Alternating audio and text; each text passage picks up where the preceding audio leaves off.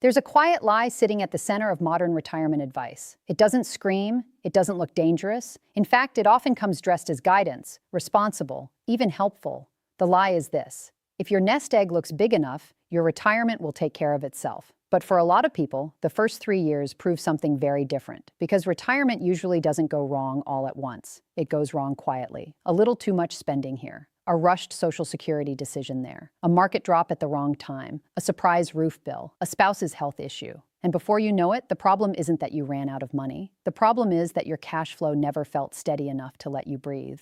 The real question isn't how big your retirement account looks on paper. It's whether your money shows up in your life the way you need it to, month after month, without making you feel nervous every time you check your bank account. That is the question that matters. That is the question too many retirees ask too late. Quick pause. If you're new here, hit subscribe. I've got a lot more of these waiting for you. Think of retirement like a house. Your income floor is the foundation. Strong, underground, invisible, but holding everything up. Your savings are more like the furniture. Important? Yes. Nice to have. Absolutely. But if the foundation is shaky, it doesn't matter how beautiful the couch is. You still won't feel safe in the room. I want to tell you about Robert and James. Robert is 67. He spent most of his career as a public school teacher. He lives in a paid-off ranch house outside Dayton. He doesn't have a massive portfolio. He has about $238,000 saved. And yet when he wakes up in the morning, he drinks his coffee slowly. He is not rich, but he is calm. Then there's James. James is 65. He worked in corporate operations for years and did very well. He has around $912,000 saved between his 401k, IRA, and brokerage account. He lives in a nice condo near the city. By almost every outside measure, James looks like the winner. But James checks the market before breakfast and again before bed. He has money, but he doesn't have peace. Why?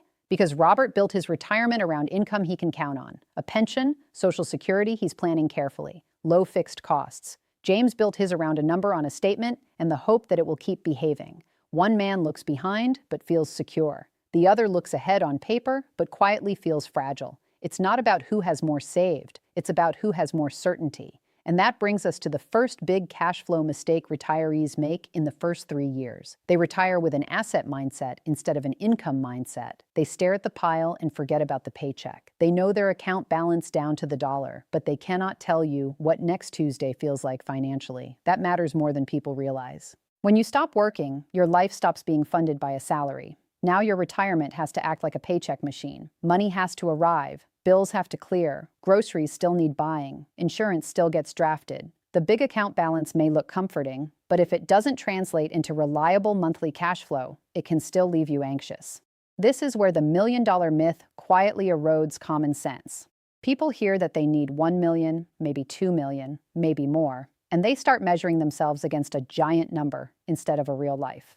But retirement is not won by hitting a trophy amount. Retirement is won when your income supports your life with enough margin to sleep at night. So the first mistake is simple, but it is expensive. People ask, do I have enough money? What they should be asking is, how much dependable income do I have each month, and what has to happen for me to keep it coming?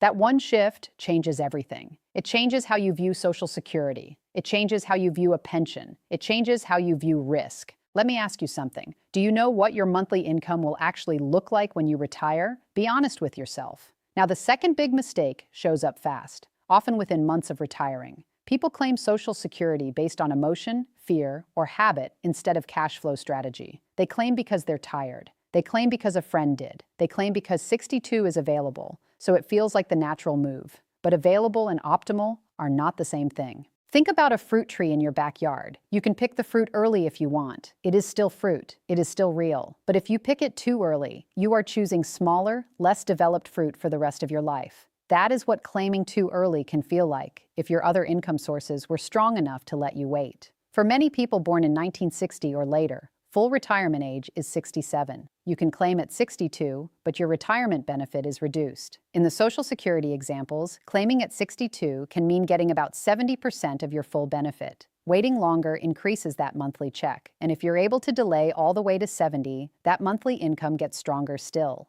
Now listen, this does not mean age 62 is always wrong. Sometimes 62 is absolutely the right call. If your health is poor, if work has become impossible, if cash flow is tight right now, or if your family situation points that direction, then 62 may be the right decision for your life. The question isn't what's the best age. It's what's the best decision for your life right now.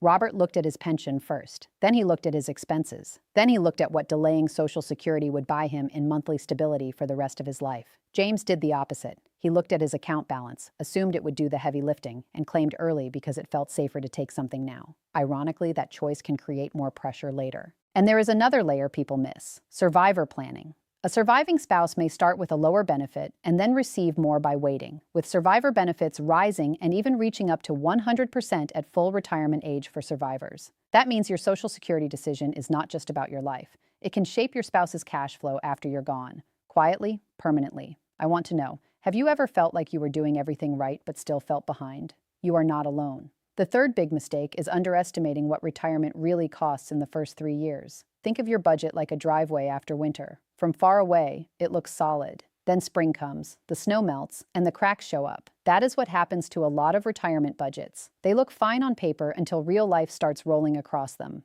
The first 3 years are full of spending that doesn't feel regular, but it keeps happening anyway. A car repair, a dental bill, helping an adult child, replacing appliances, home maintenance, travel. You delayed for years because you were finally free to take it. None of these feels wild on its own. Together, they can quietly turn a neat retirement plan into a leaky one. And then inflation creeps in. It doesn't kick the door down. It nudges. It raises the grocery bill. It pushes up insurance. It slowly erodes the cost of eating out, driving, heating the house, and paying for care. This is why retirees get surprised even when they are careful. They are being careful. The world around them is just getting more expensive. People hear that Social Security has cost of living adjustments, or COLAs, and they think that solves the problem. It helps, it matters. But it does not mean every expense in your life rises neatly in step with your benefit. Healthcare, housing, and property costs do not always behave nicely. So if your plan only works in a perfect world, it may stop working in the real one.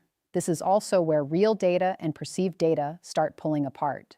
Perceived data says, I spend around $5,000 a month. Real data says, when I count the annual bills, irregular repairs, gifts, insurance changes, and taxes, I am closer to $6,000. That gap is where anxiety is born. Not because you failed, but because you guessed instead of measuring. Quick question for you. If your retirement income was completely guaranteed for life, would you feel different right now?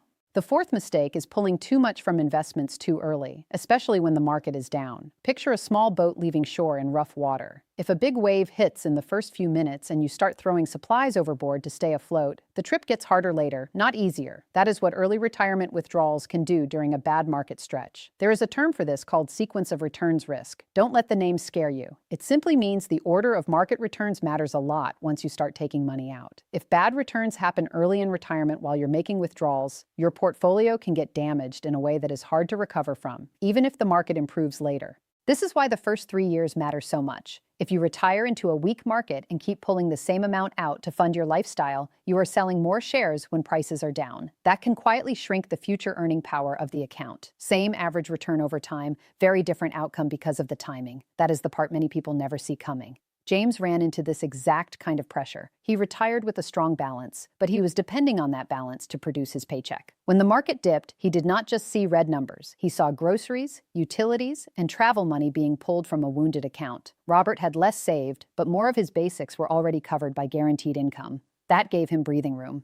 This is why cash flow is not just about math. It is about behavior. A retiree with a thin income floor is more likely to panic when markets drop. A retiree with stronger guaranteed income can wait, adjust, and avoid locking in losses. Same storm, different boat, different emotional experience, different long-term result. Here's a question for the married folks. Have you and your spouse ever actually talked about what happens if one of you is gone? That leads right into the fifth big mistake. And this one can be the most painful because it often stays invisible until something terrible happens. Retirees build a plan for 2 people while quietly failing to test what the cash flow looks like for one. Not one household, one survivor.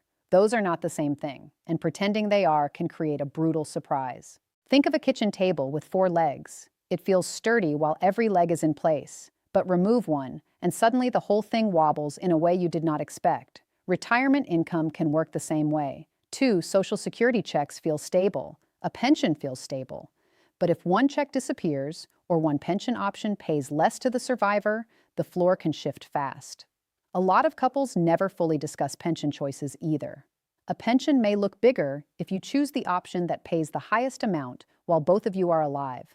But if that choice leaves less for the surviving spouse, the household can go from comfortable to tight overnight.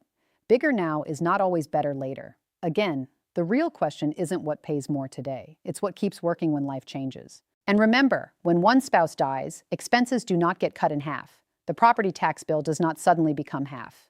Utilities do not vanish. Maintenance does not go away. In some cases, costs rise because the surviving spouse now needs outside help with things the other person used to handle. So a plan that barely works for two may quietly fail for one. Robert and his wife walked through this together. They asked the hard question before they needed the answer. If one of us is gone, what income remains? What changes? What doesn't? That conversation was not fun, but it was loving.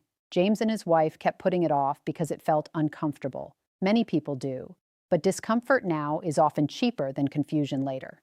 Here's something most people never consider. Do you know the difference between what you need and what you want in retirement? If you step back, you can see the pattern. All 5 mistakes come from the same place. People focus on size instead of structure. They focus on totals instead of flow. They focus on what looks strong from the outside instead of what quietly holds up under pressure. That is why someone with modest savings can feel peaceful, while someone with a much larger account still feels exposed. The big number myth feeds this. It tells you retirement security belongs to people with huge balances and perfect timing. But that is not what real life shows. Real life shows that a paid-off house, a thoughtful Social Security decision, a pension, manageable expenses, and a plan for bad years can beat a giant account with no structure. Let that sink in. And this is why so many retirees feel confused in the first 3 years. They thought the hard part was saving. Saving was hard, yes, but retirement asks a different question. Can your money move in a way that matches your life? Can it show up when needed? Can it survive inflation, market swings, and loss? Can it support you without turning every month into a stress test? So what should you do instead? First, build your retirement around a monthly income floor. Figure out what it costs to keep the lights on, keep food in the kitchen, stay insured, pay taxes, and live your normal life, not your fantasy life, your real life. Then identify how much of that floor is covered by Social Security, pension income, annuity income if you have it, or other dependable sources. Second, run your Social Security decision like a cash flow decision, not a birthday decision. Look at 62, 67, and 70. Compare what each option does to your monthly income, not just your pride. If you're married, test it with survivor benefits in mind. Ask what happens to the surviving spouse. If delaying gives you more lifetime stability and you can afford to wait, that may be powerful. Third, get brutally honest about expenses. Pull your bank and credit card statements. Count the irregular costs. Include repairs, gifts, travel, insurance changes, and the stuff you keep calling one time, even though it keeps happening every year. Real data beats perceived data every time. You don't need perfection to have a successful retirement. You need clarity. Fourth, protect the first few years from sequence risk. That may mean holding extra cash, reducing withdrawals when markets drop, trimming flexible spending for a season, or covering more of your basics with dependable income before you fully stop working.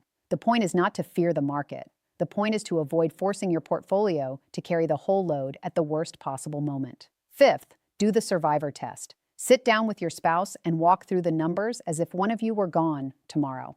What income remains? What bills stay the same? What pension option protects the household better? This is not a gloomy exercise. It is one of the kindest things you can do for each other. Love is not just emotion. Sometimes love is paperwork and honesty. Here's the thing. None of this is about making you feel small or late. It is about helping you see retirement the way it really works. Quietly, practically, humanly. You may not need a bigger number nearly as much as you need a better structure. And if you build that structure now, even in simple ways, your first 3 years can feel very different. Think about this. There are people with millions of dollars who don't feel secure. And there are people with modest savings who sleep soundly every night. The difference isn't the number. The difference is understanding. Understanding your income, understanding your expenses, understanding what actually matters. That's the difference between stress and peace.